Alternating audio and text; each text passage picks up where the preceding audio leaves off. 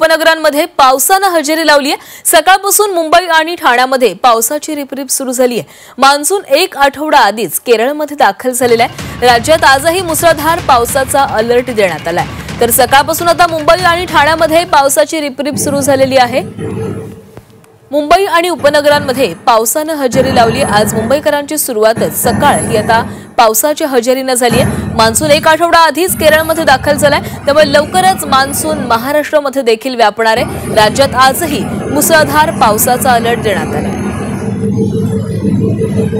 आणि तर या संदर्भात बोलणार आहोत आमचे प्रतिनिधी विशाल वैद्य आपल्यासोबत जोडले गेलेले आहेत। विशाल, आज मुंबई आणि ठाण्यामध्ये सर्वच ठिकाणी पावसाची रिपरिप सुरू झालेली आहे। मुंबईकरांची सकाळ पावसाने सुरू झाली आहे।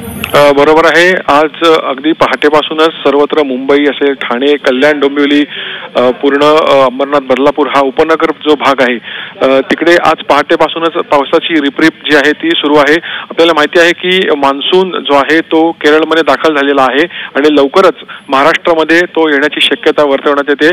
मात्र त्याआधीच गेले आठवडाभरापासून आपण बघतोय की अवकाळी पाऊस जो आहे तो पूर्ण राज्याला जो आहे तो राज्यात पडतो आहे।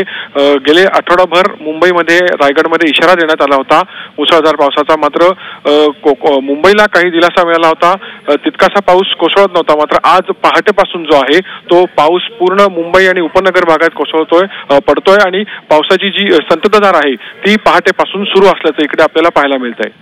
नक्कीच विशाल, धन्यवाद तुम्ही दिलेल्या सविस्तर माहितीसाठी।